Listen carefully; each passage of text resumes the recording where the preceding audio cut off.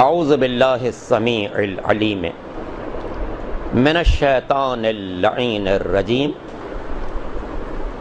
بسم اللہ الرحمن الرحیم الحمد للہ رب العالمین والعاقبۃ للمتقین والصلاة والسلام علی النبی الامی المکی المدنی العربی الہاشمی سیدنا و نبینا ابی القاسم محمد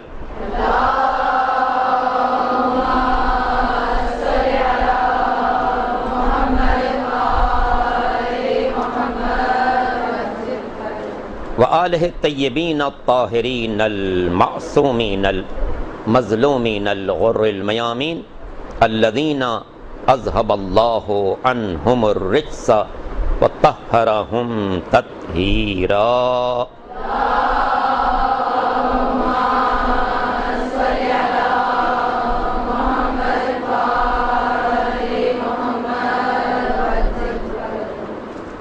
واللعنۃ الدائمۃ علی اعدائہم اجمعین من یوم ظلمہم الی یوم الدین. اما بعد فقد قال اللہ سبحانہ وتعالی فی محکم کتابہ الکریم وقولہ الحق. بسم اللہ الرحمن الرحیم واعبدوا اللہ مخلصین لہ الدین. درود پڑھ لیجئے محمد و آل محمد.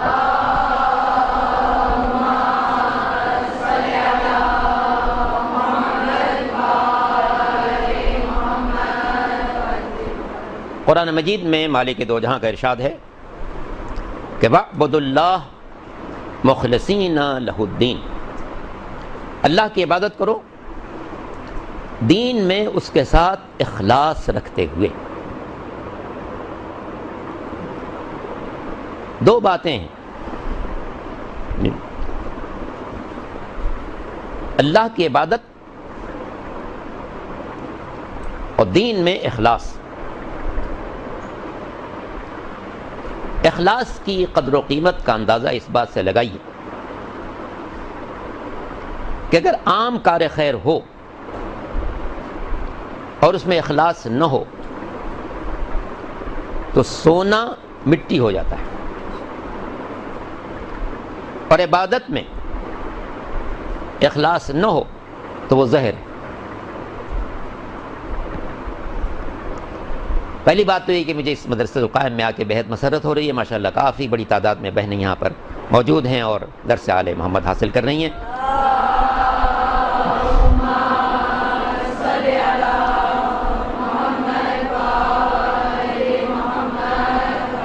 فرج اللہ تعالیٰ آپ سب کی توفیقات میں اضافہ کرے، آپ سب کو اس علم اور دین کی راہ میں بہتر سے بہتر کامیابی عطا کرے، اور اس درسگاہ مدرسہ القائم کے تمام منتظمین، کارکنان، ہمدردان، معاونین کو مالک دو جہاں دین اور دنیا کی نعمتوں سے سرفراز فرمائے. تو توجہ فرمائیے گا، کار خیر میں اخلاص نہ ہو تو سونا مٹی ہے، عبادت میں اگر اخلاص نہ ہو تو زہر ہے. فرض کیجئے ایک جگہ ایک مسجد تعمیر ہو رہی ہے، ایک بڑے صاحب جن کے پاس اچھے وسائل تھے، انہوں نے اس مسجد میں مثلا 20,000 کا ڈونیشن دینا چاہا. تو صدر سیکرٹری سب کو بلا لیا گیا، وہ ساتھ میں اپنے ساتھ ایک فوٹوگرافر کو بھی لے کے آئے. یہ چیک پیش کر رہے ہیں، وہ ادارے کے لوگ قبول کر رہے ہیں، فوٹو کھینچا جا رہا ہے. ظاہر ہے انہوں نے 20,000 کی رقم دی. ایک مزدور جو دن بھر کام کرتا ہے 300 روپے کماتا ہے، وہ شام کو آیا اور اس نے کہا کہ جناب یہ آج میں نے یہ کمایا ہے، میری طرف سے مسجد میں شامل کر دیں. لوگوں نے پوچھا بھئی کس نام سے رسید کاٹی جائے؟ کہنا کوئی نام نہیں، بندے خدا لکھ دیجیے. تو ظاہراً ان سیٹھ صاحب نے 20,000 دیا، اس مزدور نے 300 روپئے دیے. لیکن یقین رکھیے یہ جو مزدور نے 300 روپیہ دیا، اس کا جو اجر و ثواب اللہ کے نزدیک ہے وہ غیر معمولی. اور وہ جو جن صاحب نے 20,000 دیا اور فوٹو کھنچ رہا ہے اور لوگ جمع کیے جا رہے ہیں، حتمی طور پر ان کو 1 درہم کا ثواب نہیں ملے گا، 1 پیسے کا ثواب نہیں ملے گا، اس لیے کہ اس مزدور نے جو کچھ دیا اللہ کے لیے دیا، نام بھی ظاہر کرنے پر تیار نہیں. اور ان صاحب نے جو دیا وہ صرف بندوں کے لیے دیا کہ ان کا نام چھپ جائے، ان کا فوٹو کھنچ جائے، لوگوں سے ان کے مراسم ہو جائے. یہ تو کار خیر میں ہے. اس لیے میں نے کہا کہ سونا مٹی ہے، لیکن اگر یہی چیز عبادت میں ہو تو زہر ہے، زہر مہلک ہوتا ہے. مثالاً میں عرض کروں اپنی ہی مثال، کیونکہ ان لوگوں نے کہا بھی کہ میں اپنے بارے میں تھوڑی سی بات کروں آپ سے. فرض کیجئے ایک روز، جیسے کہ میری عادت بھی ہے کہ میں کہیں قرب و جوار میں مجلس پڑھوں تو کوشش کرتا ہوں کہ نماز یہاں کی مسجد میں پڑھ لوں. مثالاً عرض کرو، ایک روز میں کہیں سے نارتھ کراچی مجلس پڑھتے ہوئے آیا، دوسرا پروگرام میرا یہیں قرب و جوار میں تھا، میں نے کہا یہاں نماز پڑھ لوں. مسجد میں داخل ہوا، اذان کے وقت میں بھی وقت باقی تھا، لوگ آئے نہیں تھے. میں نے کہا چلو میں اپنی ماضی کی کچھ نمازیں پڑھ لیتا ہوں. میں نے نماز پڑھنی شروع کی اور گنڈے دار جیسے جیسے تیسی نماز، آپ دیکھیں بعض لوگ جو ہے وہ ویسی نماز پڑھتے ہیں جس کے بارے میں چھٹے امام حضرت جعفر صادق علیہ الصلوۃ والسلام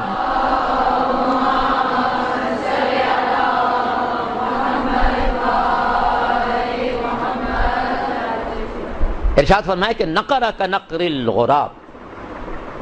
امام موجود ہے مسجد میں، ایک شخص آیا اور اس نے نماز پڑھنی شروع کی.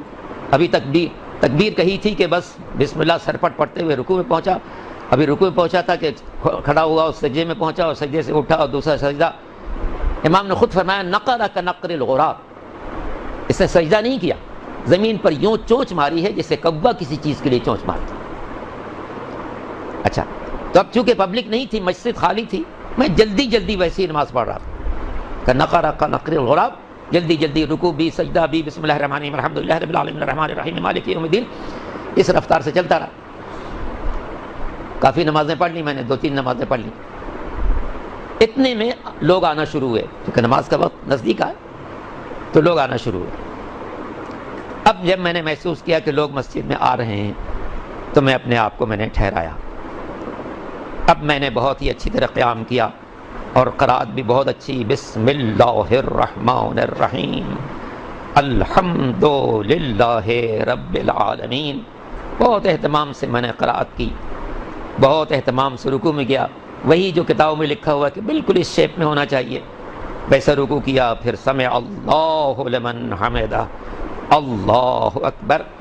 پھر سجدے میں گیا، بڑے اہتمام سے سجدہ کیا. بہت دیر تک سجدے میں ٹھہرا تاکہ لوگوں پر اثر ہو کہ صاحب مولانا صاحب مجلس بھی پڑھتے ہیں اور نماز بھی بہت اچھی پڑھتے ہیں. یہ سب میں کرتا رہا. ایک نماز میں پبلک کے آنے سے پہلے پڑھ رہا تھا، ایک نماز میں پبلک کے آنے کے بعد پڑھ رہا ہوں. جو نماز میں پبلک کے آنے سے پڑھ رہا تھا ظاہراً بدنما تھی، ایسی سرپٹ نماز تھی کہ کوئی دیکھتا تو کہتا ہے ارے یہ مولانا صاحب ان کا نام اتنا ہے اور ایسی نماز پڑھتا. سرپٹ نماز پڑھ رہا تھا. پبلک کے آنے کے بعد بہت خوش نماز پڑھی. کیا کہنا جناب، بڑی اچھی نماز پڑھی.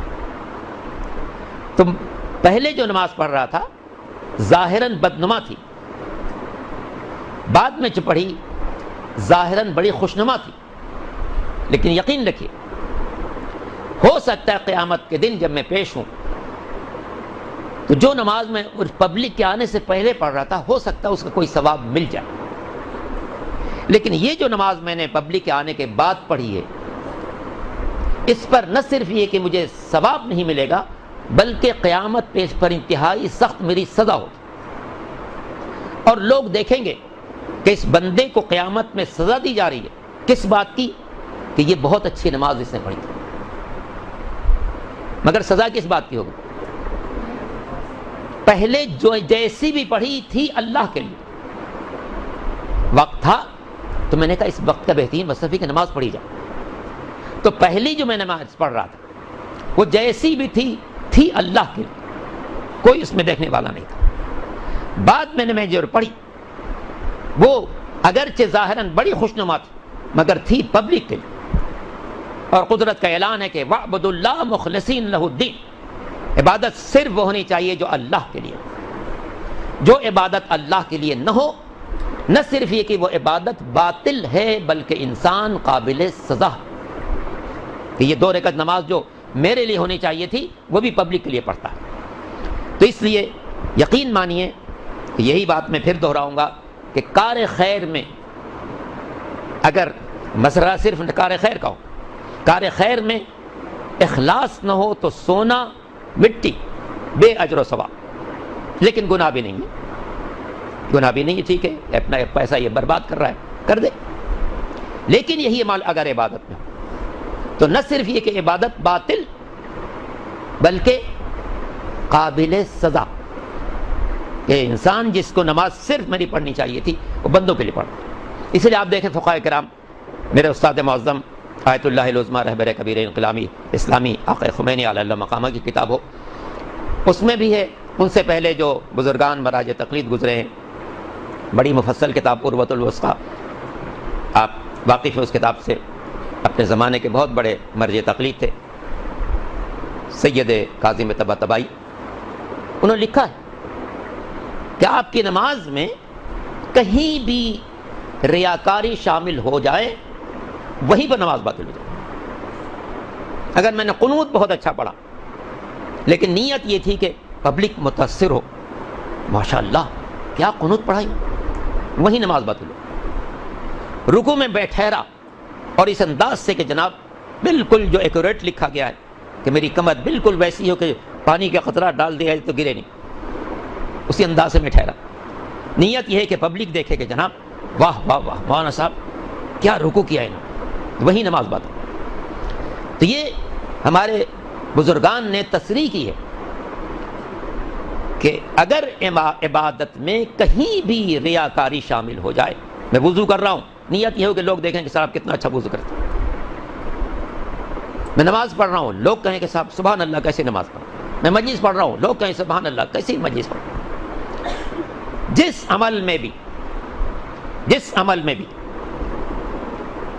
ریاکاری شامل ہو جائے، اگر صرف عمل خیر ہے تو عمل خیر باطل ہو جائے گا، بے اجر و ثواب ہو جائے گا۔ اگر عبادت ہے تو عبادت باطل بھی ہو جائے گی، انسان کو سزا بھی ملے گی اس ریاکاری میں۔ تو اس لیے قرآن مجید کی جو آیت ہے ہمیشہ اس کو انشاءاللہ پیش نظر رکھیے گا، اور امید ہے کہ آپ سب یہاں پر اخلاص کے ساتھ حاصل کر رہی ہیں تعلیم، اور اخلاص کے ساتھ ہی اس کو پہنچائیں گی، چونکہ ما کان للہ ینمو، جو چیز اللہ کی خاطر ہوگی وہی نمو پائے گی۔ اب چونکہ منتظمین نے اور جن حضرات نے آج کے لیے مجھے دعوت دی، انہوں نے یہ بھی بتایا کہ میں کچھ اپنی زندگی بھی آپ کو بیان کروں، تو درود پڑھ لیجئے محمد و آل محمد۔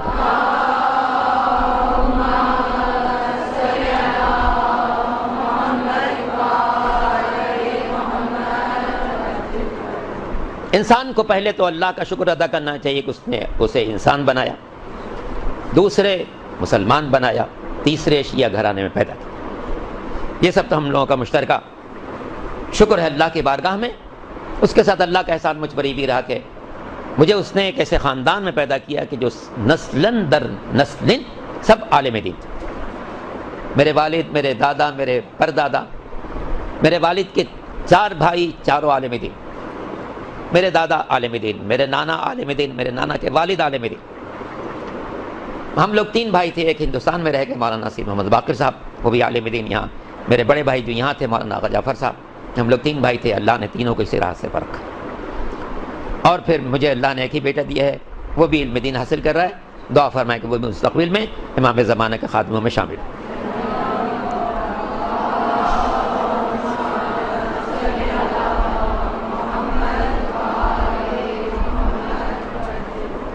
تو یہ اللہ کے احسانات میں سے ایک احسان تھا کہ اس نے ایک ایسے گھرانے میں نے آنکھ کھولی کہ جہاں پر علم اور علم دین کا چرچا تھا، اور خود فطری طور پر اس راستے پر گامزن ہو گیا۔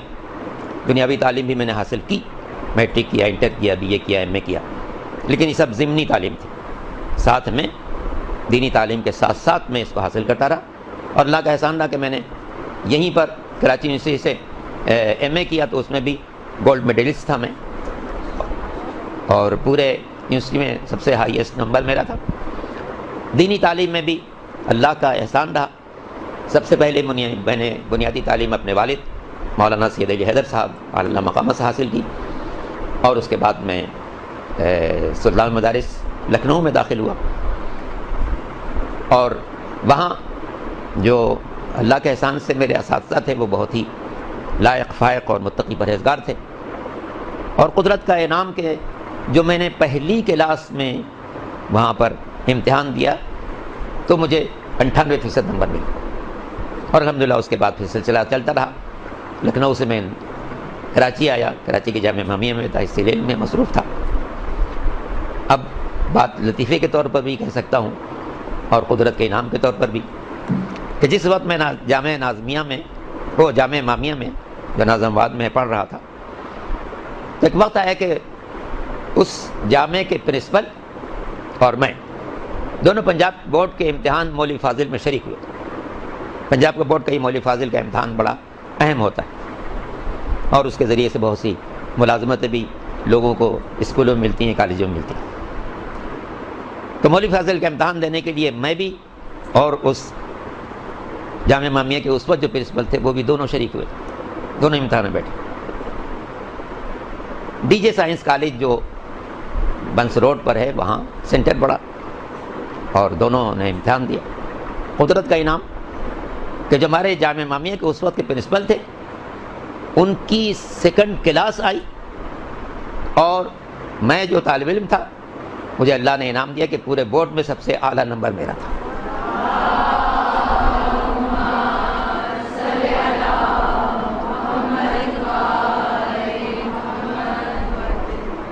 تو جس زمانے میں جامعہ امامیہ میں پڑھ رہا تھا اسی زمانے میں یہاں پر رہبر کبیر انقلاب اسلامی آیت اللہ العظمیٰ آیت اللہ خمینی دامہ اعلی اللہ مقامہ کے نائب خاص آقا شریعت یہاں رہتے تھے۔ تو میں جامعہ امامیہ کی کلاسیں اٹینڈ کرنے کے ساتھ ساتھ ان کے گھر بھی جا کے پڑھتا تھا۔ تو اسی وقت سے انہوں نے میرے دل میں انقلاب کی محبت، آقا خمینی کی محبت ان راہوں پر ڈھالا، اور وہ بہت ہی حسین وقت تھا جو میں 3 سال میں نے ان کے خدمت میں حاضری دی۔ پھر میں وہیں سے دروازہ کھلا قم اور نجف جانے کا۔ تو اس زمانے میں چونکہ آقا خمینی کا قیام پہلے قم میں تھا، بعد میں نجف گئے ہیں، تو میں بھی اسی کشش میں قم گیا، لیکن میرے قم پہنچنے سے پہلے آقا خمینی ترکی منتقل ہو چکے تھے، اور وہاں سے نجف اشرف وہ جلا وطنی کا زمانہ ان کا تھا۔ اتفاق یہ ہے کہ آقا خمینی نے جو انقلاب کی مہم شروع کی ہے وہ مدرسے فیضیہ سے شروع کی، اسی لیے اس مدرسے کا نام مدرسے انقلاب بھی ہے۔ بالکل شہزادی معصومہ قم کے حرم مقدس سے متصل ہے وہ مدرسہ، اس کا بہت بڑا صحن ہے۔ اسی میں آغا صاحب نے سب سے پہلے انقلاب کی آواز بلند کی، اور لاکھوں کا مجمع تھا جس میں انہوں نے تقریر کی، اور پھر شاہ نے ان کو گرفتار کیا۔ اتفاقاً جب میں قم پہنچا تو مجھے اسی مدرسے میں رہائش ملی، مدرسے میں داخلہ ہوا اور اسی میں رہائش ملی۔ کمرہ نمبر میرا 12 آج بھی لکھا ہوا وہاں۔ تو خیر وہاں پڑھتا رہا میں، وہاں کافی عرصہ میں نے تعلیم حاصل کی۔ اس زمانے میں وہاں پر رسائل کے بہت بڑے استاد تھے آقا اعتمادی، ان کے درس میں شریک ہوا رہا۔ چونکہ بزرگان کا اس وقت مرکز نجف تھا، حسن آقا خمینی کے نجف چلے جانے کے بعد پوری علمی فضا نجف کی طرف رخ کی ہوئی تھی۔ تو قم میں تحصیل علم کے بعد میں بھی وہیں سے نجف شریف چلا گیا، اور چونکہ یہاں قم میں بھی جیسے یہاں اپنے اساتذہ کی مہربانیاں شامل حال رہیں، قم میں بھی وہاں کے علماء کی مہربانیاں میرے شامل حال رہیں۔ ان سب کی کوششوں سے نجف شریف میں میرا داخلہ اس وقت منظور ہو گیا جب میں ابھی قم میں پڑھ رہا تھا۔ اس زمانے میں مرجع تقلید تھے آقا محسن حکیم اعلی اللہ مقام، جو ہماری ملت جعفریہ کی وہ عظیم شخصیت ہیں کہ ساری دنیا میں ان کے زمانے میں کسی اور کی تقلید نہیں ہوتی تھی، وہ بالکل ایسے مسلم و ثبوت تھے کہ ساری دنیا میں انہی کی تقلید ہوتی تھی، آقا محسن حکیم۔ تو انہی نے میرا داخلہ منظور کیا۔ میں جب قم میں تھا تو میرا داخلہ منظور ہو کے تحریر میرے پاس آ گئی، اور اسی تحریر کے مطابق میں نجف اشرف پہنچا۔ اب جو بات میں اسی اخلاص کے حوالے سے آپ سے عرض کروں، دیکھیں بڑی باثمر چیز ہے۔ میں جس دن پہنچا ہوں نجف اشرف میں تو وہ 28 صفر تھی، 28 صفر حضور اکرم کی وفات اور امام حسن مجتبیٰ کی شہادت کی تاریخ۔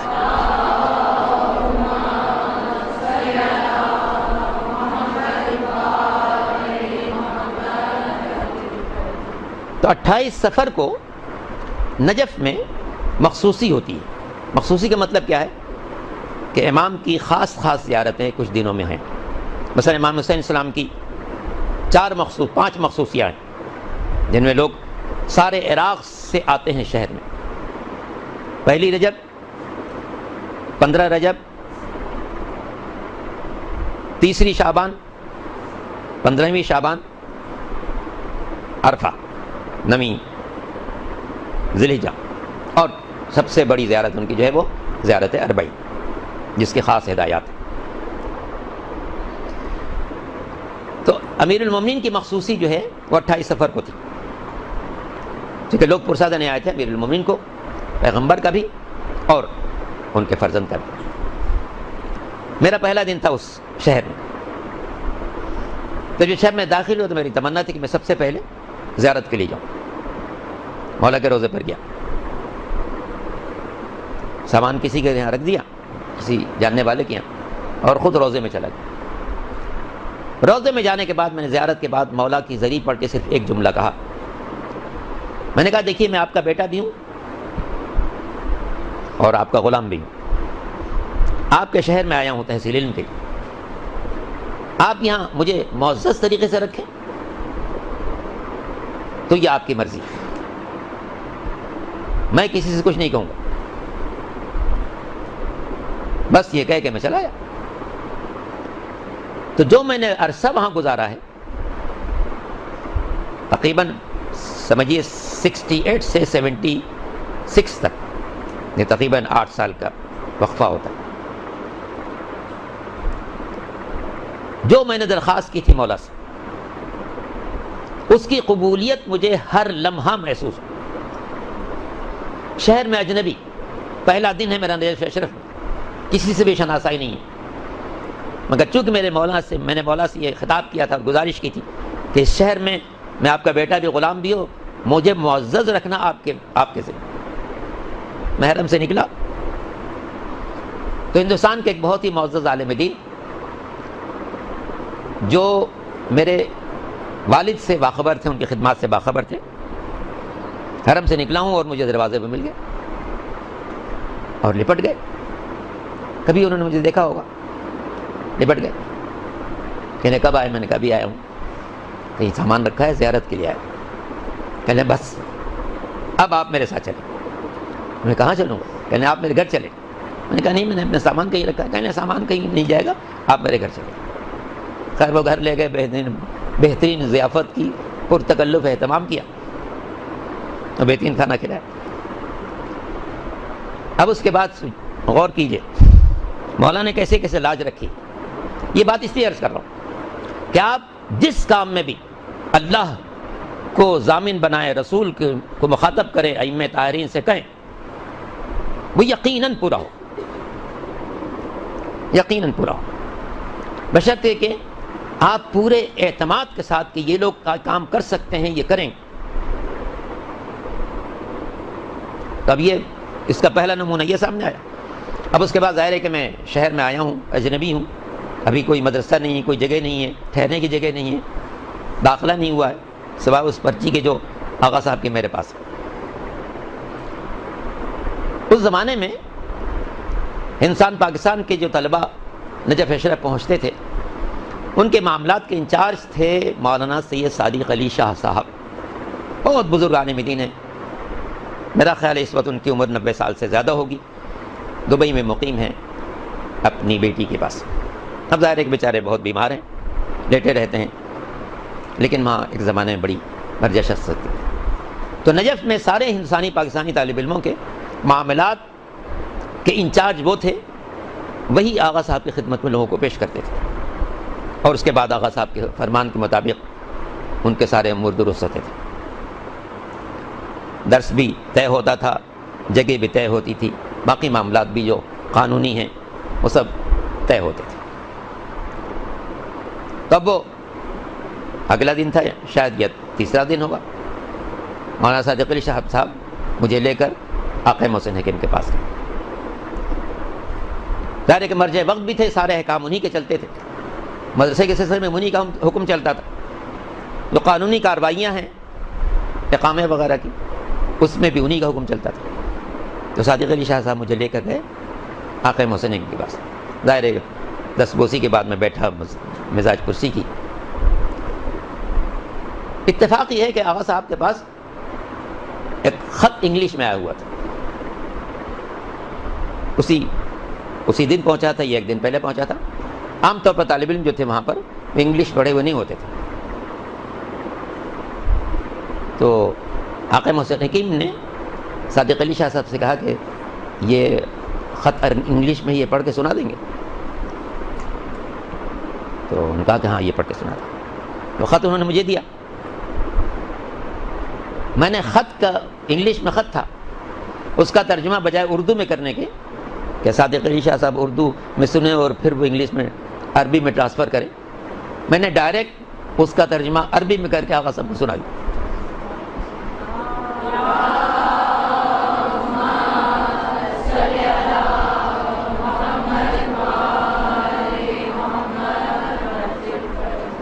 آقا محسن حکیم انتہائی حیرت زدہ ہوئے، بہت خوش ہو کے انہوں نے پوچھا کہ صادق علی شاہ صاحب سے کہ تم تو کہہ رہے تھے کہ طالب علم پرسوں آیا ہے، یہ ابھی مجھے اس انگلش کو تو جانتے ہی ہے، یہ انگلش کے خط کا ترجمہ مجھے عربی میں کیسے سنا؟ تو انہوں نے بتایا کہ نہیں، یہ بہت عالم کا بیٹا ہے، عالم کا پوتا ہے. تو اس عمل سے مجھے اندازہ ہوا کہ مولا نے میں ہر قدم پر اس جملے کی لاج رکھی. اور انہوں نے آغا صاحب کی بارگاہ میں مجھے سرخرو کیا کہ انہوں نے پہلے دن سے محسوس کیا کہ یہ طالب علم جو ہے وہ انگریزی سے بھی باخبر ہے اور اس انگریزی کا عربی میں ٹرانسفر بھی کر سکتا ہے. تو الحمدللہ اس اللہ کے احسان کی بنا پر اور مولا سے جو گزارش کی تھی اس کی بنا پر یہ جو عرصہ میں نے وہاں پر گزارا، 68 سے لے کے اور 76 کے درمیان کا عرصہ میں نے وہاں گزارا، بہترین اساتذہ ملے. آقا محسن حکیم تو ظاہر ہے کہ مرجع وقت ہے. دروس میں جو کتابیں میں قم سے پڑھ چکا تھا، اس کے بعد کی کتابیں میں نے نجف میں پڑھی، کچھ آقا خمینی کے شاگردوں سے پڑھی، کچھ آقا خوئی کے شاگردوں سے پڑھی. مقاصد ایک بڑی کتاب ہے ہماری فقہ کی، وہ میں نے آقا خمینی کے شاگرد آقا راستی سے پڑھی، اور اس کے بعد کفایہ میں نے آقا خوئی کے ایک شاگرد آقا شیخ صدرہ سے پڑھی، اور اس طرح فلسفی کتابیں مختلف لوگوں سے پڑھتا رہا. اس کے بعد پھر درس خارج کے جو میرے تھے وہ 3 اہم ترین استاد تھے. درس خارج کے لیے میں آپ سے عرض کر دوں کہ درس خارج در حقیقت انسان کے اندر اجتہادی صلاحیت کو بیدار کرنے والا درس ہے کہ جب انسان اس لائن کی ہر کتاب پڑھ لے گا اور اس میں تحقیق کی صلاحیت پیدا ہو جائے گی، تب وہ درس خارج میں شریک ہونے کے قابل ہوگا. ورنہ اگر اس کے بغیر کوئی شخص جا کے بیٹھ جائے تو اسے کچھ سمجھ میں نہیں آئے گا کہ یہاں پر کیا بیان کیا جائے، کیونکہ جتنے دروس سے وہ گزر چکا ہے، اس کے بعد جب تحقیقی مراحل آ رہے ہیں اور اب اس میں اجتہاد کی صلاحیت بیدار کی جا رہی ہے، اس کے لیے وہ درس ہوتا ہے. تو اس درس خارج میں میرے خاص 3 استاد تھے. زعیم حوزہ آقا خوئی علیہ الرحمہ، رہبر کبیر انقلاب اسلامی آیت اللہ العظمی آقا خمینی علیہ الرحمہ، اور فیلسوف شرق آیت اللہ سید محمد باقر الصدر. یہ 3 میرے بہت ہی اہم استاد تھے جنہوں نے در حقیقت میری زندگی کو سجانے میں، سنوارنے میں سب سے بڑا کردار ادا کیا. اور ان کے دروس کی بھی تقسیم ایسی تھی کہ وقت کا ٹکراؤ نہیں تھا. صبح 10 بجے آقا خمینی کا درس مسجد شیخ میں ہوتا تھا، شام کو 4 بجے آقا باقر صدر الشہید علیہ الرحمہ کا درس مسجد توسی میں ہوتا تھا، اور نماز مغربین کے فوراً بعد زعیم حوزہ آقا خوئی کا درس، آقا سید ابوالقاسم خوئی کا درس مسجد خضرہ میں ہوتا تھا۔ یہ تینوں میرے بزرگان تھے، اور الحمدللہ تقریباً 4 سال مجھے ان سے کسب فیض کا موقع ملا کہ صبح کو آقا خمینی کے ہاں، سپہر میں آقا باقر صدر کے ہاں، اور رات کو آقا سید ابوالقاسم خوئی علیہ الرحمہ کے۔ تینوں اپنے زمانے کے بہت ہی بلند مرتبہ شخصیتیں تھیں۔ علم کی گہرائی کے اعتبار سے آقا خوئی اپنے زمانے میں انتہائی بے مثال شخصیت تھے۔ ان کے انتقال پر ایک آرٹیکل چھپا ہے لبنان سے۔ لبنان میں ایک بہت بڑا جریدہ ہے، بہت بڑا میگزین ہے، ہفتے وار، الاحد، احد کہتے ہیں اتوار کو، جیسے سنڈے میگزین ہوتا ہے تو وہ ان کا سنڈے میگزین ہے الاحد۔ اس نے آقا خوئی کے لیے لکھا ہے، بڑی سی تصویر ہے کہ اس مجلے پر جو آقا کے انتقال کے بعد چھپا اس نے، اور اس میں اس نے لکھا کہ ہم نے کتابوں میں سقراط کے بارے میں پڑھا تھا کہ جب وہ لیکچر دینے بیٹھتا تھا تو پورے مجمع پر اس طریقے سے حاوی ہو جاتا تھا کہ ہر شخص پوری توجہ سے اس کی بات سن رہا ہوتا تھا اور فکر کے زاویوں کو کشادہ کر رہا تھا۔ کہنے لگا کہ جب میں نے نجف اشرف میں حاضری دی اور آقا خوئی کے درس کو میں نے دیکھا تو مجھے ایسا محسوس ہوا کہ جیسے اس وقت سقراط بیٹھا ہوا درس دے رہا ہے اور ہزاروں شاگرد جو ہیں اس کے درس سے فیض حاصل کریں۔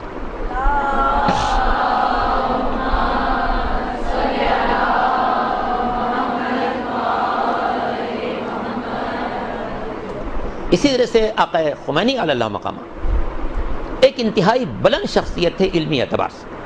انقلاب تو سارا ان کا جانا پہچانا ہے آپ کا، علمی اعتبار سے بھی انتہائی بلند شخصیت، غیر معمولی۔ اندازہ اس بات سے کیجئے، نجف اشرف میں ایک بہت ہی ممتاز عالم دین تھے آقا شیخ راستی، مقاصد کا بہترین درس دیتے تھے۔ مقاصد ہمارے فقہ کی سب سے بڑی کتاب ہے، اس کا بہترین درس آقا راستی دیتے تھے۔ وہ ایک عجیب جملہ کہتے تھے میں نے چونکہ آقا خمینی نجف میں پہنچے ہیں سن 65 میں، وہ فرماتے ہیں آقا راستی زندہ ہیں تو اللہ ان کو سلامت رکھے، دنیا سے چلے گئے تو اللہ ان کے درجات بلند کرے۔ آقا راستی فرماتے تھے کہ آقا خمینی کی آمد سے پہلے میں سارے بزرگان کے درس میں حاضر ہو چکا تھا، سب سے کسب فیض کر چکا تھا، اور میں سمجھتا تھا کہ اب جتنے درس کی ضرورت تھی وہ میں نے سب حاصل کر لی۔ لیکن جب آقا خمینی اس شہر میں تشریف لائے اور میں نے ان کے درس میں جانا شروع کیا تو مجھے احساس ہوا کہ میں تو ابھی کچھ بھی نہیں جانتا۔ یہ عظمت کا اندازہ ان کی کہ ان کی آمد سے پہلے میں سارے بزرگان کے درس میں جاتا تھا تو میں سمجھتا تھا کہ اب میں فارغ ہو چکا ہوں، جتنا کچھ مجھے حاصل کرنا تھا میں نے حاصل کر لیا۔ لیکن جب آقا خمینی کے درس میں شریک ہوا تو مجھے محسوس ہوا کہ ابھی تو میں نے درس کو شروع کیا ہے، ابھی تو میں کچھ نہیں جانتا۔ یہ گہرائی تھی ان کے علم کی، انتہائی گہرائی ان کے علم میں، اور جو خدمات ہیں وہ تو سب آپ کے سامنے۔ اسی طرح آقا باقر صدر اعلی اللہ مقامہ، ان کی نگاہ بہت وسیع تھی عالم اسلام پر۔ اتفاق یہ ہے کہ یہ جن کی کتاب آپ نے پڑھی ہوگی، ڈاکٹر سماوی تیجانی، جن کی کتاب عربی میں انہوں نے لکھی تھی ثم اہتدیت، میں ہدایت کے راستے پر گامزن ہو گیا، اس کے مختلف ترجمے مختلف ناموں سے شائع ہوئے ہیں۔ کہیں پر شائع ہوا ہے میں ہدایت پا گیا، کہیں پر تجلی کے نام سے، کہیں کسی اور نام سے، مختلف لوگوں نے ترجمے کیے۔ اس کے علاوہ بھی ان کی بڑی کتابیں مقبول ہیں کہ وہ پہلے ادھر تھے بعد میں ادھر آئے، انہیں اپنی روزات بھی لکھی میں کیسے آیا۔ اتفاق ہے کہ جس وقت وہ آئے ہیں نجف اشرف اور وہاں کے بزرگان سے ملے ہیں، جس کا انہوں نے تذکرہ بھی کتاب میں کیا، تو جب آقا باقر صدر کے پاس ملنے کے لیے آئے تو میں اتفاقاً اس وقت ان کے گھر بیٹھا ہوا تھا۔ جب وہ پہنچے، اگرچہ آقا باقر صدر تیونس نہیں گئے تھے، کبھی تیونس نہیں گئے، مگر ان کی وسیع نظر اتنی تھی اور وہ ساری دنیا سے یوں رابطہ رکھتے تھے کہ جب سمامی تیجانی صاحب ان کے پاس پہنچے ہیں، جو تیونس کے رہنے والے تھے، تیجان شہر ہے تیونس کا، جب ان کے پاس پہنچے ہیں تو آقا باقر صدر نے ان کے سامنے تیونس کے حالات یوں بیان کرنا شروع کیے جیسے وہ خود آقا باقر صدر تیونس میں زندگی گزار چکے، اور اس کے علاوہ اس کے قرب و جوار کے ممالک کے بارے میں، وہاں کے شیعوں کے بارے میں، وہاں کے مومنین کے بارے میں، وہاں جذبہ دین رکھنے والوں کے بارے میں، وہاں خدمت خلق کرنے والوں کے بارے میں جو معلومات انہوں نے پیش کی ہیں، اس سے سماوی تیجانی صاحب حیرت زدہ تھے کہ یہ شخص یہاں بیٹھا رہتا ہے اور وہاں کے حالات کو مجھ سے زیادہ جانتا ہے۔ اور حقیقت یہ ہے کہ آقا باقر صدر کی نگاہ بہت عظیم نگاہ تھی اور بہت وسیع نگاہ تھی۔ دو باتیں ان کی پہنچا دوں۔ ایک جملہ انہوں نے جو آقا خمینی علیہ اللہ مقامہ کے سلسلے میں فرمایا ہے، وہ کہا کرتے تھے، عربی کا جملہ ہے، ذوبو فی الخمینی کما ہوا ذابا فی الاسلام۔ ذابا، زال الف بے، کسی چیز کا پگھل کر کسی چیز میں سما جانا۔ جیسے فرض کیجئے لوہے کو پگھلا کے اور ایک سلاخ کے اندر ڈال دیا جائے تو وہ جا کے جیسا اس کا شیپ ہوگا ویسی شکل اختیار کر لے گا۔ جیسے سونار کرتے ہیں کہ چاندی کو پگھلایا، اس کو ڈھال دیا کسی شکل میں۔ باقر صدر فرماتے تھے کہ دیکھو اپنی ذات کو خمینی کی ذات میں ضم کر دو جس طرح سے خمینی نے اپنی ذات کو اسلام میں ضم کر دیا۔ یہ ایک ان کا جملہ بڑا قیمتی ہوتا تھا اور اپنے تمام شاگردوں سے ہمیشہ اس کو کہتے رہتے تھے۔ دوسرا جو جملہ ان کا ہوتا تھا اور وہ ہر ایک کے لیے باعث نصیحت ہوتا تھا، کہتے تھے کہ دیکھو تمہارے ایمان میں اتنی وسعت ہونی چاہیے کہ ساری دنیا کے مومن کو اپنی برادری سمجھو۔ فرماتے تھے اگر تمہارے شہر کا مومن ہے اور اس کے لیے تم پریشان ہو اور دوسرے شہر کا مومن ہے اور اس کے لیے تمہیں پریشان نہیں ہو تو سمجھو ابھی تمہارے ایمان میں کمزوری ہے، چونکہ رشتہ سب سے ایک ہے۔ کہتے تھے نجف کا مومن ہو، کربلا کا مومن ہو، عراق کے کسی شہر کا مومن ہو، بصرے کا مومن ہو، عراق سے باہر کا مومن ہو، ایران کا مومن ہو، افریقہ کا مومن ہو، ہندوستان کا مومن ہو، پاکستان کا مومن ہو، سب سے جب تمہارا رشتہ ایمان کا ہے تو جہاں جہاں یہ رشتہ ایمان کے حساب سے سب کی طاقت ایک جیسی ہونی چاہیے، سب کا درد تمہیں ایک جیسا محسوس کرنا چاہیے۔ فرماتے تھے یہ انصاف کی بات نہیں ہے کہ نجف کا مومن پریشان ہو تو تمہارا دل پریشان ہو جائے اور افریقہ کے کسی دیہات کا مومن پریشان ہے تو پریشان نہ ہو۔ کہتے نہیں، ایمان کا تقاضا یہ ہے کہ مومن صاحب ایمان مرد یا عورت جس علاقے میں بھی رہتا ہو تم اس کے دکھ درد کو اپنا دکھ درد محسوس کرو، جیسا کہ سرکار ختمی مرتبہ احمد مجتبیٰ محمد مصطفیٰ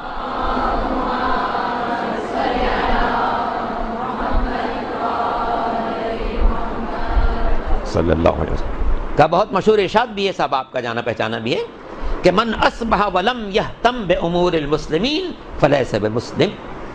جو شخص صبح کا آغاز اس حالت میں کرے کہ اس کو کلمہ گو لوگوں کے بارے میں کوئی فکر نہ ہو تو وہ سمجھ لے کہ اس کا تعلق کلمہ گو لوگوں سے نہیں ہے۔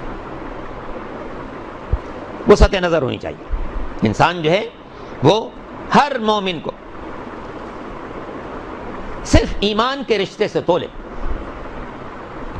بلکہ میں سمجھتا ہوں اس سے بھی زیادہ وسیع تر ہونا چاہیے۔ جناب ابراہیم کے حالات میں یہ بات ہے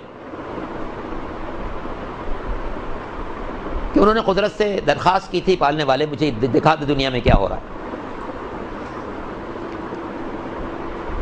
زیادہ بات کر گیا میں، درود پڑھ لے محمد وعلی محمد۔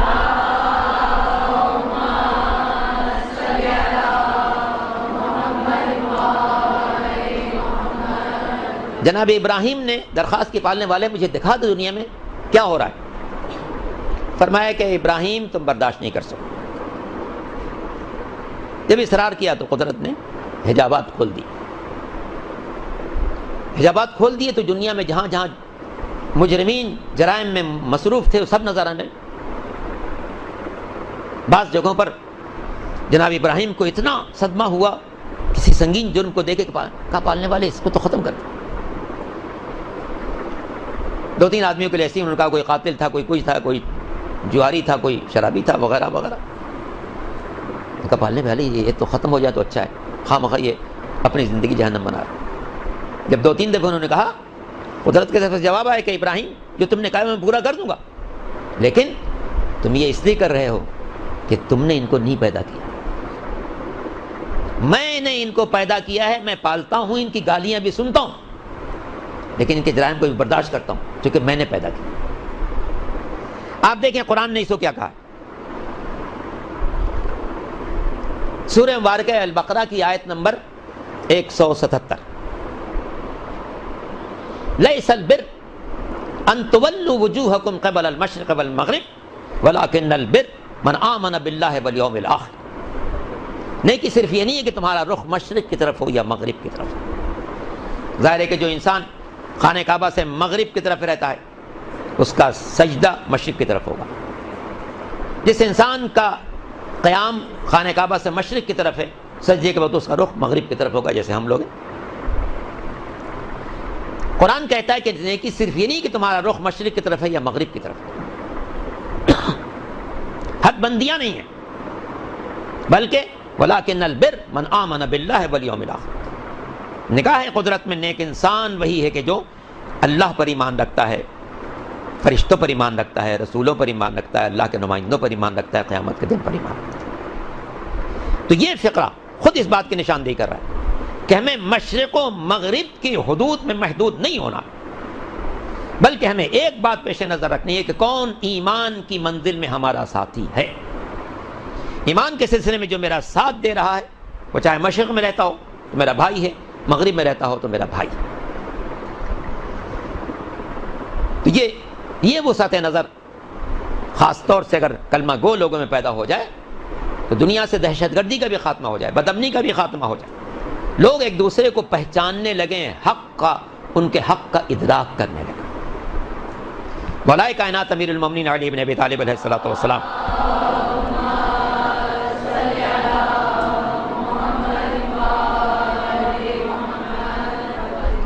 جل فرج ہوں نے اپنے گورنر مالک اشتر کو جو دستور لکھ کے دیا ہے وہ سب سے جامع دستور ہے. الحمدللہ اس کا بہت سی دنیا کے زبانوں میں ترجمہ بھی ہوا ہے, اور ایک جامع دستور ہے مملکت کو صحیح اسلامی خطوط پر سنبھالنے. آپ سب اس سے باخبر ہیں. اس میں جو جملہ لکھا ہے مولا نے شروع میں, بالکل, اے مالک میں جن لوگوں کے درمیان تمہیں بھیج رہا ہوں, اما اخ لک فی الدین اور نذیر لک فی الخلق, وہ یا تو مذہب کے اعتبار سے تمہارے بھائی ہوں گے یا انسانیت کے اعتبار سے تمہارے ساتھی ہوں گے. اے مالک نہ بھائی کا حق پامال کرنا نہ ساتھی کا حق پامال کرنا. جو لوگ مذہب کے اعتبار سے تمہارے بھائی ہیں ان کے حقوق کا خیال کرنا بھائی سمجھ, جو انسانیت میں تمہارے ساتھی ہیں ان کے حقوق کا خیال رکھنا انسانیت میں ساتھی ہونے کے اعتبار سے. مولا کے اس فرمان پر اگر عمل کر دیا جائے تو دنیا کے کسی انسان کو یہ شکوہ نہیں ہوگا کہ مجھے میرے مذہب کی بنا پر میرے حق سے محروم کیا جائے, بلکہ مولا نے ایک وسیع النظر حکومت قائم کرنے کی مثال قائم کی کہ دیکھو دنیا میں جتنے انسان بھی زندگی گزار رہے ہیں, تمہارے پڑوس میں رہتا ہو, تمہارے محلے میں رہتا ہو, تمہارے شہر میں رہتا ہو, تمہارے صوبے میں رہتا ہو, تمہارے ملک میں رہتا ہو, تمہارے بر اعظم میں رہتا ہو یا کسی اور بر اعظم میں رہتا ہو, دنیا کا جو انسان بھی ملے گا یا ہم عقیدہ ہوگا یا عقیدے میں مختلف ہوگا. ہم عقیدہ ہو اسے اپنا بھائی سمجھو, اس کے حق کا خیال رکھو. عقیدے میں مختلف ہے, انسانیت میں ساتھی سمجھو, اس کے حق کا خیال رکھو. تو حقیقتاً دین ہمارے اندر وہ سطح نظر پیدا کرنا چاہتا ہے. تو میں بات چونکہ اب پھر وہی آ جاتی ہے کہ ان لوگوں نے چاہا کہ میں اپنی زندگی کے بارے میں بھی مزید آپ کو کچھ بتا دوں. درود پڑھ لیجیے محمد و آل محمد.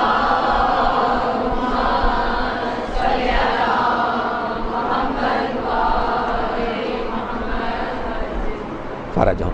خداوند عالم کا احسان کہ یہ بزرگان مجھے استاد کے طور پر ملے, اور جب میں وہاں سے چلنے لگا نجف اشرف سے، تو میں نے مولا سے ایک عہد کیا کہ مولا میں واپس جا رہا ہوں اپنے ملک میں ایک بات کا آپ سے وعدہ کر رہا ہوں اور ایک آپ سے گزارش کر رہا ہوں۔ وعدہ یہ ہے کہ میں کسی بھی دینی خدمت کے سلسلے میں کوئی معاوضہ کبھی کسی سے طلب نہیں کروں، اور آپ سے درخواست یہ ہے کہ جس طریقے سے آپ نے مجھے یہاں معزز رکھا ہے مجھے اپنے ملک میں بھی معزز رکھے۔ اور واقعی انہوں نے مجھے بہت معزز رکھا تھا، اتنا معزز رکھا تھا کہ جس ہاسٹل میں رہتا تھا، ظاہر ہے کہ شہریہ چھوٹا سا طالب علم کو ملتا ہے منتھلی خرچے کے لیے، مگر مولا نے ایسا بھرم رکھا ہے کہ جو مدرسے کا متولی ہوتا تھا وہ قرض مجھ سے مانگتا تھا، کسی اور سے نہیں مانگتا، یہ بھرم رکھا تھا۔ خیر مولانا سے چلتے وقت میں نے یہ کہا کہ جناب میں جا رہا ہوں اپنے ملک میں، جو دینی بھی خدمت انجام دوں گا میں معاوضہ کبھی کسی سے نہیں طلب کروں، چاہے نکاح پڑھوں، مجلس پڑھوں، کچھ کروں، معاوضہ کبھی نہیں طلب کروں۔ اب مجھے عزت سے رکھنا آپ کا کام۔ الحمدللہ سن 76 سے میں کراچی پہنچا، 35 سال گزر چکے ہیں۔ کسی بھی خدمت کے سلسلے، چاہے مدرسے کی خدمت کی، تنزیل مکاتب کی خدمت کی، کسی شعبے کی خدمت کی، کبھی ایک پیسہ کسی سے طلب نہیں کیا۔ اور اللہ نے، اور اللہ کے بعد مولا کی اس بات نے، مولا سے میں نے درخواست کی تھی وہ اس طرح قبول ہوئی کہ انہوں نے ہمیشہ مجھے انتہائی معزز رکھا۔ جب میں پہنچا یہاں پاکستان، آنے کے بعد میں نے پھر ظاہر ہے کہ قدرت نے سب انتظام کیے ہیں کہ میرے آنے سے پہلے دو باتیں طے ہو چکی تھی۔ رضویہ کے لوگ طے کر چکے تھے کہ مولانا صاحب جو آ رہے ہیں ہم ان کو اپنا پیش نواز رکھیں۔ جامعہ امامیہ جہاں میں پڑھ کے گیا تھا، قدرت کے انتظامات۔ میں جب نجف سے واپس آیا تو جامعہ امامیہ کی منتظمین نے اس وقت مولانا ظفر حسن صاحب مرحوم، جن کی تفسیر قرآن بھی، وہ اس کے منتظم اعلیٰ تھے، انہوں نے مجھ سے کہا کہ جناب آپ نجف سے پڑھ کے آئے ہیں، آپ کے خاندان سے بھی باخبر ہیں، آپ اس جامعہ امامیہ کے پرنسپل میں جائیے۔ تو جس مدرسے کے طالب علم کی حیثیت سے میں یہاں سے گیا تھا، واپس آیا تو اس مدرسے کا پرنسپل بنا۔ اور رضویہ سوسائٹی کی مسجد تو اس وقت سب سے مرکزی مسجد سمجھی جاتی تھی، بعض مساجد بعد میں بنی ہیں، اس کے پیش نمازی کے لیے ان لوگوں نے پہلے سے خود طے کر رکھا۔ جب میں پہنچا تو مجھے اسی وقت یقین ہوا کہ میں نے جو مولا سے درخواست کی تھی کہ آپ نے یہاں بھی معزز رکھا ہے، اپنے ملک میں بھی معزز رکھے گا، اس کا آغاز انہوں نے یوں ہی کر دیا۔ انہی کے ذہن میں الزام ہو گیا کہ جامعہ امامیہ جس کے طالب علم کی حیثیت سے گیا تھا اس کا پرنسپل بنا، اور جو مدرسے کی، محلے کی، علاقے کی سب سے مرکزی مسجد تھی اس کا پیش نماز بن گیا۔ یہ سب اس کے لطف و کرم کے بنا پر۔ چنانچہ یوں پھر پیش نمازی کا فریضہ وہاں، اور بالکل سامنے جامعہ امامیہ، پرنسپل کے فرائض وہاں انجام دیتا رہا، یہاں تک کہ ظاہر ہے کہ 76 کی بات ہے، آخر میں آیا تھا میں، 2 سال بیچ میں گزرے۔ 78 میں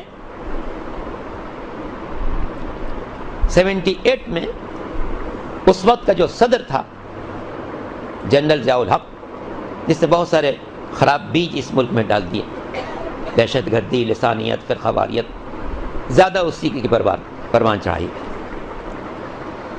78 میں اس نے ربیع الاول میں اعلان کیا کہ ہم اس ملک میں اسلامی نظام قائم کریں۔ ٹھیک ہے، بہت اچھی بات۔ اگلے روز پریس کانفرنس ہوئی۔ پریس کانفرنس میں لوگوں نے اسے سوال کیا کہ جناب آپ اسلامی قوانین نافذ کریں گے تو یہاں تو اہل سنت کے علاوہ فقہ جعفری کے بھی لوگ ہیں، ان کے لیے آپ کیا سوچتے ہیں؟ اس نے کہا کہ یہ 2% لوگ ہیں، ہم ان کا خیال نہیں کریں۔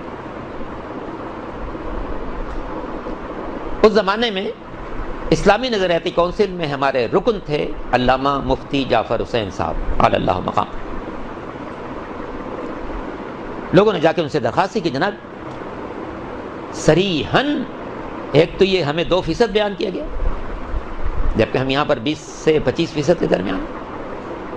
دوسری بات، ہمیں نظر انداز کیا گیا کہ فقہی معاملات میں ان کا ہم کوئی خیال نہیں رکھیں، جبکہ پاکستان کے سلسلے میں اگر قائد اعظم کی بصیرت نہ ہوتی، راجہ صاحب کی دولت نہ ہوتی، یہ مملکت قائم نہیں ہو سکتی۔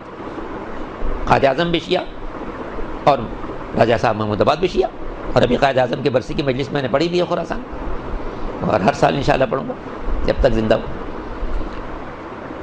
تو مفتی صاحب کے خدمت میں لوگوں نے پیش کیا کہ جناب یہ کیا ہو رہا ہے؟ تو اگلے روز مفتی صاحب نے ایک پریس کانفرنس کی، اور انہوں نے اسی پریس کانفرنس میں پہلے اعلان کیا کہ میں نظریاتی کونسل کا اس سے استعفیٰ دیتا ہوں، کیونکہ نظریاتی کونسل قائم ہوئی ہے اسلامی معاملات کو چیک کرنے کے لیے، دیکھنے کے لیے، اور جب ہمیں اسلامی معاملات یہ لوگ دخیل نہیں سمجھتے ہیں تو میں اس سے استعفیٰ دیتا ہوں۔ استعفیٰ دینے کے بعد انہوں نے قوم سے اپیل کی کہ جناب ہم لوگ کہیں جمع ہوں گے، لاہ عمل طے کریں۔ چنانچہ بھکر میں کنونشن ہوا، بھکر میں کنونشن ہوا 1979 میں، اور اس میں ہر شہر کے علماء، خطبہ، شعراء، قومی زندگی سے تعلق رکھنے والے وکلاء، ہر قسم کے قومی لوگ جمع ہوئے، کئی لاکھ کا مجمع تھا۔ اور مفتی صاحب کو انہوں نے قائد منتخب کیا۔ پھر قائد نے سال بھر محنت کی، اور 1980 میں اسلام آباد کا کنونشن ہوا، اور اس میں میں بھی شریک تھا، چونکہ مفتی صاحب نے جب قیادت سنبھالی تو انہوں نے 4 صوبوں میں 4 صوبائی صدر منتخب کیے تھے۔ پنجاب کے لیے انہوں نے مولانا صفدر حسین نجفی کو منتخب کیا تھا، بلوچستان میں کوئی صاحب تھے ان کو منتخب کیا تھا، سرحد میں کسی کو منتخب کیا تھا، صوبہ سندھ میں انہوں نے تحریک جعفریہ کا صدر مجھے منتخب کیا تھا۔ خیر اس پھر تمام میں مراحل میں ان کے ساتھ رہا، یہاں تک کہ جولائی 80 میں اسلام آباد کنونشن ہوا، اس میں ہم لوگ سب شریک تھے، اور مفتی صاحب کے مذاکرات ہوئے صدر مملکت جنرل ضیاء الحق سے، اور اس میں یہ طے ہوا کہ مملکت میں جو قانون بھی نافذ ہوگا وہ ملت جعفریہ پر اسی وقت نافذ ہوگا جب ان کی فقہ کے مطابق ہوگا۔ تو الحمدللہ یہ بات طے ہو گئی۔ یہ جو دورانیہ تھا جس میں مفتی صاحب کے ساتھ مجھے پورے ملک کا جائزہ لینے کا موقع ملا، پورے ملک میں انہوں نے مجھے اپنے سفر میں ساتھ رکھا، بہت محبت کرتے تھے۔ پورے ملک کا جب سفر کیا تو میں نے اندازہ لگایا کہ لوگ اپنے مذہب کے بارے میں جان دینے کو تیار ہیں مگر مذہب سے واقف نہیں، اور یہ المیہ ہے کہ جس مذہب کے لیے لوگ جان دینے کو تیار ہوں اس سے واقف بھی نہیں۔ بعض لوگ ایسے ہیں جن سے آپ کلمہ پوچھیں تو کلمہ صحیح نہیں سنائیں، ائمہ طاہرین کے نام پوچھیں پورے نام نہیں ترتیب سے بتا سکیں، ان کے والدین کو پوچھیں تو غیر معمولی قسم کے جواب دینا شروع کر دیں۔ تو اس قسم کی باتیں تھیں۔ ضرور درست ہے محمد و آل محمد پر۔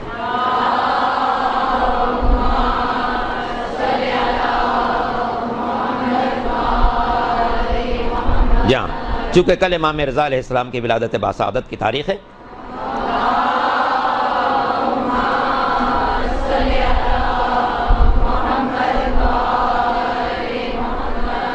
تو چند باتوں کی طرف اشارہ کیا گیا، انشاءاللہ میں وہ امام کے بارے میں بھی کچھ آپ سے عرض کروں گا، یہ بات مکمل ہو جائے۔ تو جناب یہ بہت ہم لوگ کو حیرت ہوئی کہ جس مذہب کے لیے جان دینے کو تیار ہیں اس مذہب کی تعلیمات سے بے خبر۔ چنانچہ اسی تاثر کی بنا پر 1981 میں ادارہ تنظیم المکاتب قائم کیا میں نے، جو الحمدللہ 30 سال سے اس فرض کو انجام دے رہا ہے کہ نسل نو کو اس کے دین سے باخبر کر دیا۔ الحمدللہ خدا عالم کے احسان سے اس وقت 1150 مقامات پر دنیا سینٹر ہیں، اور اس میں 45,000 بچے پڑھ رہے ہیں، تاکہ یہ بچے اپنے دین سے باخبر ہو کر جوان، تنظیم المکاتب جو کام کر رہا ہے وہ چھوٹے چھوٹے بچوں پر کہ ان کو دین سکھائے، تاکہ یہ بچے جب جوان ہوں تو دین سے باخبر ہو چکے ہوں۔ جب انسان دین سے باخبر ہوگا تو اسی پابندی کرے گا۔ چونکہ ابھی آپ جب اس درسگاہ میں آئیں گی تو پہلی بات آپ کو نظر آئے گی کہ جنت کا راستہ علم کے ذریعے سے طے ہوتا ہے۔ تو ظاہر ہے کہ سرکار ختمی مرتبہ احمد مجتبیٰ محمد مصطفیٰ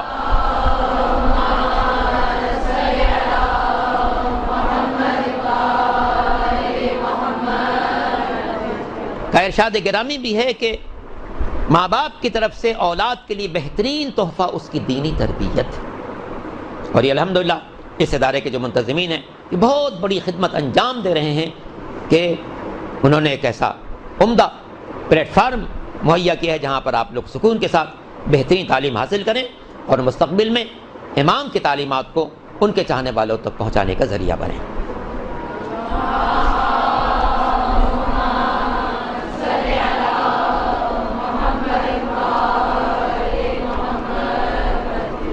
عجل فرجهم، چونکہ آج کی شب جو ہے وہ امام ہشتم حضرت علی رضا علیہ السلام کی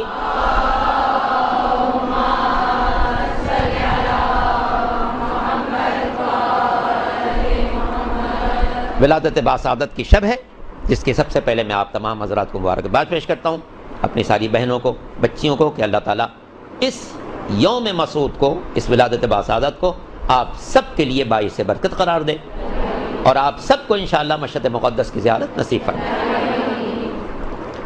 مشہد مقدس کی زیارت ایک عظیم تحفہ ہے، اس کے بارے میں عرض کروں گا، مگر پہلے ایک دو باتیں اور آپ تک پہنچا دوں امام کے بارے میں۔ امام ہشتم کی جب آپ زیارت پڑھتی ہیں، اور یہ زیارت لوگوں کو یاد بھی ہے، کتابوں میں لکھی بھی ہے، آغاز ہوتا ہے السلام علیکم یا غریب الغرباء، اس کے بعد کچھ اور فقرے ہیں، اس کے بعد آپ پڑھتی ہیں السلام علیکم یا سلطان العرب والعجم، دونوں جملے ایک ہی زیارت کے اندر ہیں۔ غریب الغرباء بھی کہتے ہیں، سلطان العرب والعجم بھی کہتے ہیں۔ امام کی ولادت باسعادت جو ہے 11 ذی القعدہ سن 148 ہجری، 11 ذی القعدہ سن 148 ہجری، چھٹے امام کی شہادت سے 17 یا 27 دن کے بعد، کیونکہ چھٹے امام کی شہادت کی 2 تاریخیں کتابوں میں ملتی ہیں، 15 شوال اور 25 شوال، تو 15 شوال کے اعتبار سے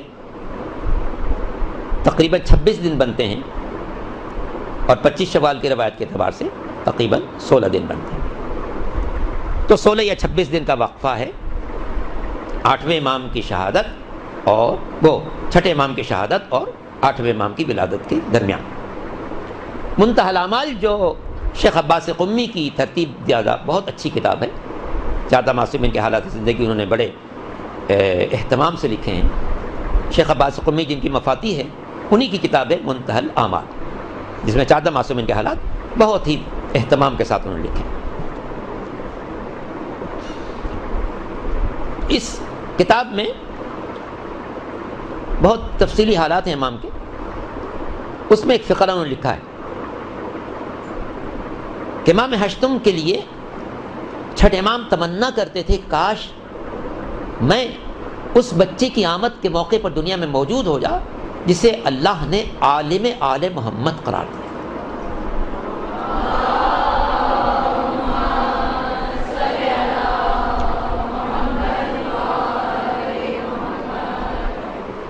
یوں تو ہمارا ہر امام عالم آل محمد، لیکن امام ہشتم کی زندگی میں بعض ایسے کارنامے ہیں کہ ساری دنیا میں جو ان کو نام جس لقب سے یاد کیا جاتا تھا وہ عالم آل محمد۔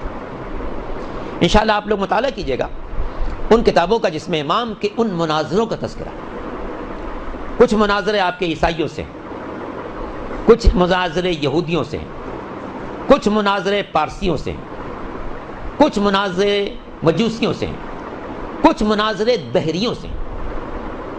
دہریوں کے جو مناظرے ہیں ان کا خاص طور سے مطالعہ کیجیے، اس سے ہو سکتا ہے کہ آپ کا واسطہ عیسائیوں سے نہ پڑے، یہودیوں سے نہ پڑے، پارسیوں سے نہ پڑے، مجوسیوں سے نہ پڑے، لیکن آپ کا واسطہ دہریوں سے پڑے۔ ہر بہت سے گھروں میں دہری موجود، دہریت کی فکر رکھنے والے موجود، ورنہ زمانہ ان کو دہریت کی طرف لے جاتا۔ تو اس لیے میں چاہوں گا کہ آپ لوگ جب امام ہشتم کے حالات پڑھیں تو ان مناظروں پر کو بھی پیش نظر رکھیے گا جو امام نے دہریوں سے کی، جو کسی دین کو نہیں مانتے۔ تو ایک ایسے وسیع ان کے مناظرے ہیں، اور آپ کو وہ فارسی میں مل جائیں گے، اور ممکن ہے کہ ان کا رجوع ترجمہ بھی ہو چکا ہے، عیون و اخبار رضا، عیون و اخبار رضا، امام رضا علیہ السلام کے ارشادات کا مجموعہ ہے۔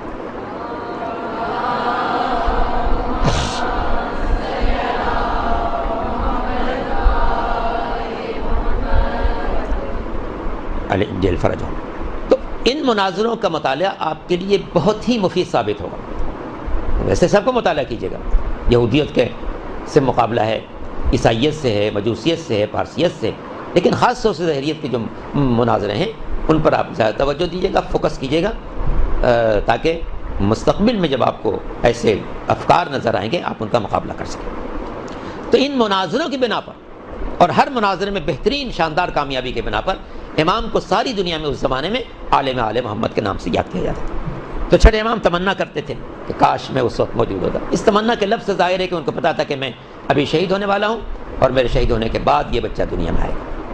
تو 11 ذی القعدہ سن 148 ہجری میں آپ کی ولادت باسعادت، اور دو قول ہیں شہادت کے سلسلے میں، ایک 23 ذی القعدہ کا قول ہے اور ایک جو قول زیادہ مشہور ہو گیا 17 صفر سن 203 ہجری۔ تو اس طرح مشہور قول کے مطابق صرف 55 سال کی زندگی امام نے گزاری ہے دنیا میں۔ تو میں عرض کر رہا تھا کہ آپ امام کی زیارت پڑھتی ہیں تو کہتی ہیں السلام علیکم یا غریب الغرباء، اور پھر اسی زیارت میں پڑھتی ہیں السلام علیکم یا سلطان العرب والعجم۔ ایک طرف غریب الغرباء، ایک طرف سلطان العرب والعجم۔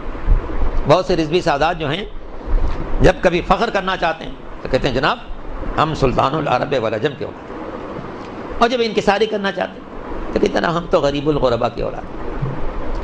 قابل فکر بات ہے کہ چونکہ آپ لوگ سب علم کی راہوں میں ہیں اور آپ سب کو اللہ تعالیٰ کامیابی عطا کرے، کہ یہ دو باتیں کیسے جمع ہوئیں؟ غریب الغرباء، گویا بہت غریب، صرف غریب نہیں، غریب الغرباء، اور سلطان العرب والعجم۔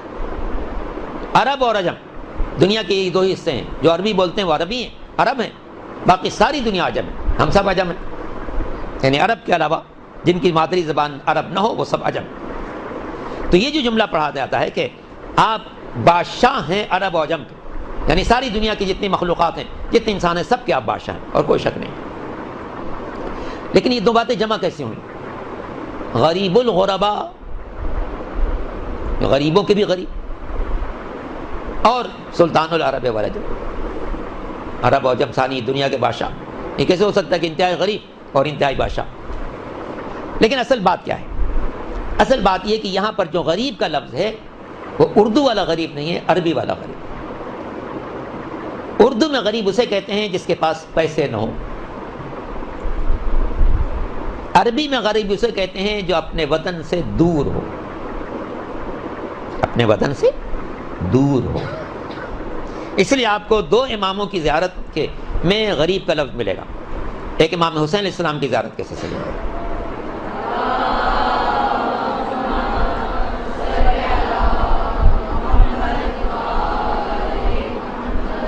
اور ایک امام ہشتم کے سلسلے ملے گا۔ چونکہ امام حسین بھی مدینے سے دور اپنے وطن سے باہر کربلا میں شہید ہوئے، اور امام ہشتم بھی اپنے وطن سے دور بلکہ بہت دور، چونکہ کربلا جتنی دور ہے مدینہ سے اس کی بنسبت مشہد بہت زیادہ دور ہے۔ تو چونکہ یہ دونوں حضرات اپنے وطن سے دور شہید ہوئے، اس مناسبت سے امام کو غریب الغرباء کہا گیا، یعنی بہت وہ شہید جو بہت دور جا کے شہید ہوئے۔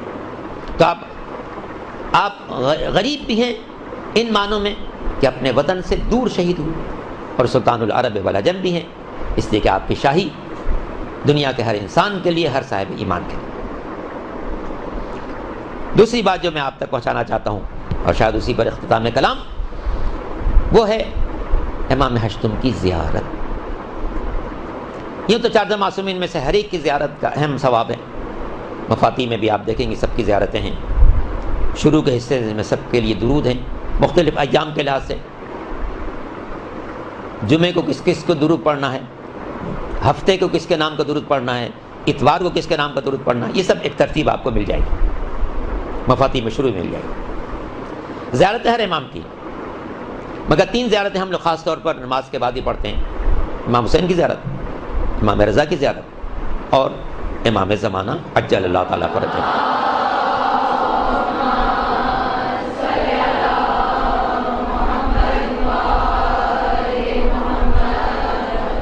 عجل فرجہ۔ ظاہر ہے کہ امام زمانہ کی جو زیارت ہے وہ اس لحاظ سے کہ ہمارے حاکم اعلیٰ وہی ہیں اور ہم منتظر ہیں کہ انشاءاللہ وہ تشریف لائیں تاکہ دنیا سے ظلم کا خاتمہ ہو، عدل کا پرچم بلند ہو۔ باقی جو 2 زیارتیں، چونکہ ان 2 زیارتوں کی تاکید بہت زیادہ ہے، امام حسین السلام کی بھی اور امام ہشتم کی بھی۔ امام مظلوم کی جو زیارتیں ہیں، سید الشہداء علیہ السلام کی جو زیارتیں ہیں، وہ تو انتہائی اہم ہیں، ان میں سے بعض بہت اہم، اور جو بعض اہم ہیں ان میں بھی اہم ترین زیارت اربعین اور زیارت عرفہ ہے۔ زیارت عرفہ اور زیارت اربعین یہ 2 بہت اہم ہیں، مگر زیارت عرفہ کو ایک خاص امتیاز حاصل ہے اور اس پر بہت توجہ دیجیے گا۔ ایک شخص ہے جس نے اپنا واجب حج کر لیا ہے، اب وہ مستحب حج کے لیے جانا چاہتا ہے، اس کے پاس اختیار ہے کہ میں اپنا مستحب حج کرنے کے لیے مکے جاؤں یا میں زیارت کے لیے کربلا جاؤں۔ ان 2 تاریخوں میں، اس تاریخ 9 کو یا میں کربلا میں رہوں یا عرفات میں رہوں حج کے لیے۔ تو بکثرت روایتیں اس بات کی ہیں کہ اگر ایسے صورتحال ہو تو یہ جو یہ شخص کربلا میں حاضری دے گا اس کو 70 حج کا ثواب۔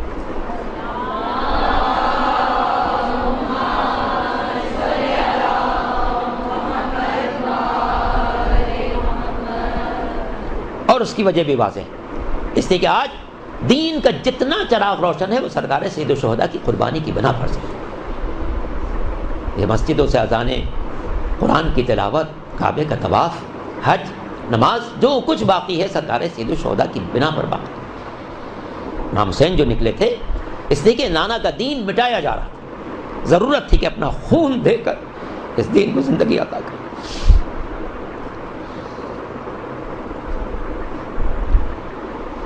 زندگی عطا کرے، تو اس لیے امام کی زیارت تو انتہائی اہم ہے۔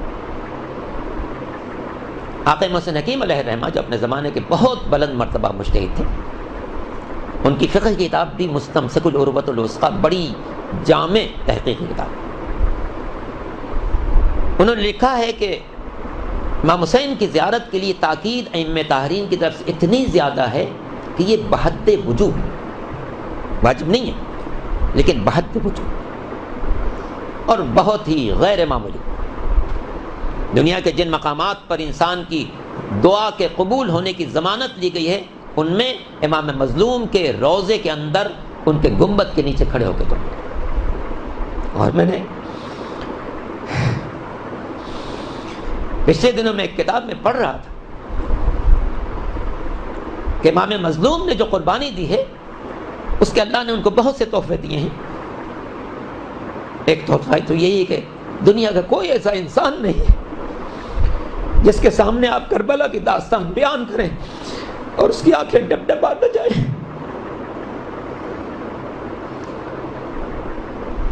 ہندوؤں نے مرثیے کہے ہیں، ہندوؤں کے گھروں وہ مجلسیں ہوتی ہیں، پارسیوں کے یہاں مجلسیں ہوتی ہیں، دنیا کے مختلف مذاہب کے لوگ حسین کا غم مناتے ہیں۔ ممکن نہیں ہے کہ کوئی شخص اکبر جمع کی شہادت سنے اور گریہ نہ کرے، کوئی شخص علی اصغر معصوم کی شہادت سنے اور گریہ نہ کرے۔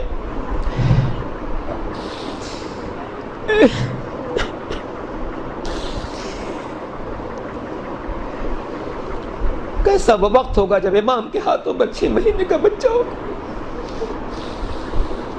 بچے کے گلے میں 3 پھل کا تیر ہے،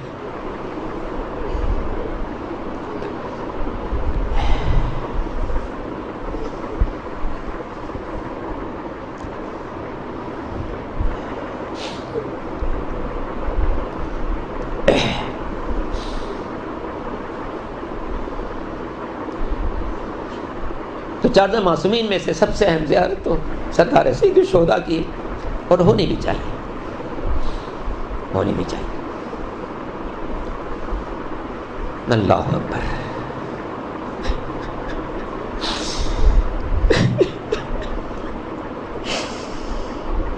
فاطمہ کا لال کربلا کی صدر،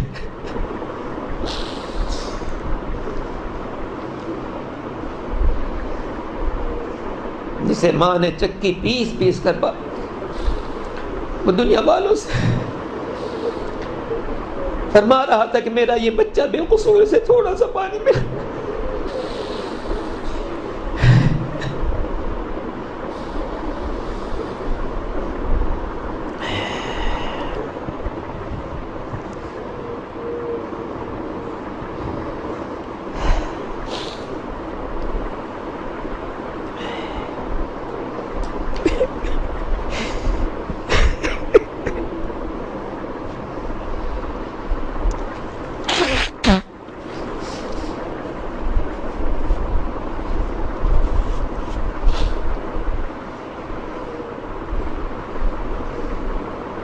تو حق ہے کہ امام کی زیارت سب سے اہم ہو. تو سید الشہداء کی زیارت کے بعد جو سب سے اہم زیارت ہے وہ امام ہشتم کی زیارت ہے. کیا زیارت ہے, اور ہم اہل پاکستان کے لیے تو یہ ایک نادر زیارت ہے جو بہت مختصر رقم میں ہو سکتی ہے.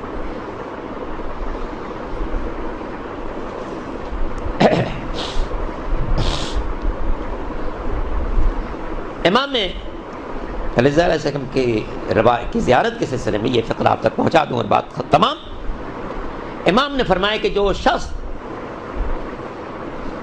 معرفت کے ساتھ میری زیارت کو آئے, میں 3 جگہوں پر اس کا ضامن. آپ سنتی ہیں, پڑھتی ہیں کہ امام کے نام کے ساتھ لکھا جاتا ہے امام سامن ضامن. امام سامن ضامن. ضامن کے معنی 8واں, ضامن کے معنی ضمانت لینے والا.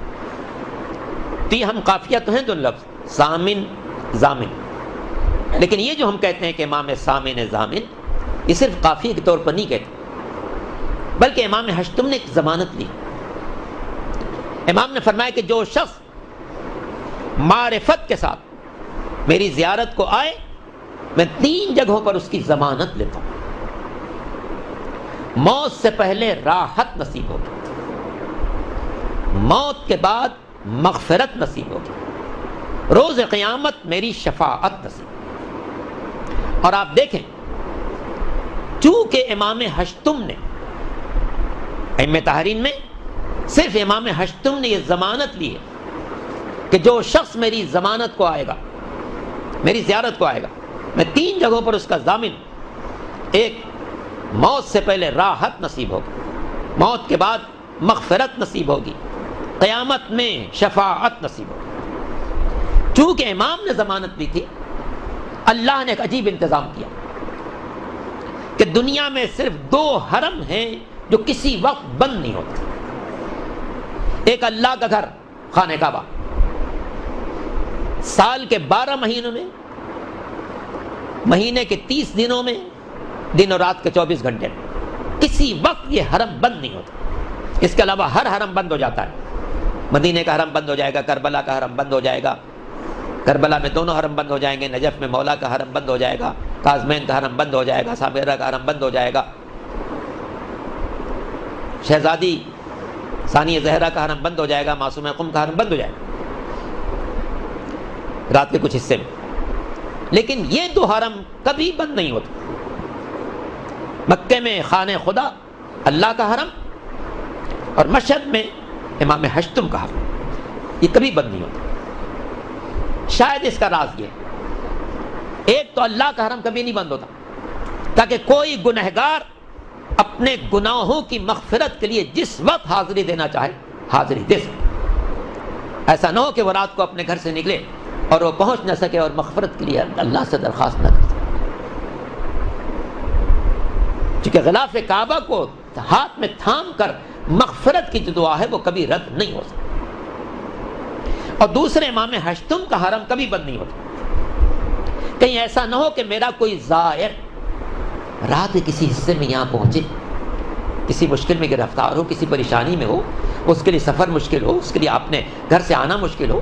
کہیں ایسا نہ ہو کہ میرا کوئی زائر کسی ایسے وقت میں آئے جب میرا حرم بند ہو اور وہ زیارت سے محروم واپس چلا جائے. تو چونکہ امام نے ضمانت لی ہے کہ جو شخص معرفت کے ساتھ میری زیارت کو آئے گا, میں 3 موقع پر اس کی ضمانت لیتا ہوں، قبر سے پہلے رحمت نصیب ہوگی، قبر میں مغفرت نصیب ہوگی، محشر میں شفاعت نصیب ہوگی۔ اس سے اللہ نے انتظام کیا کہ امام ہشتم کا حرم ہر وقت کھلا رہے، تاکہ جو شخص دن کے حصے میں زیارت کے لیے آنا چاہے اس کے لیے بھی حرم کھلا ہوا ہو، جو رات کے حصے میں آنا چاہے اس کے لیے بھی حرم کھلا ہوا ہو، جو صبح کے حصے میں آنا چاہے اس کے لیے بھی حرم کھلا ہو، جو شام کے حصے میں آنا چاہے اس کے لیے بھی حرم کھلا ہوا ہو، تاکہ کہیں ایسا نہ ہو کہ کوئی زائر آئے اور زیارت سے محروم چلا جائے۔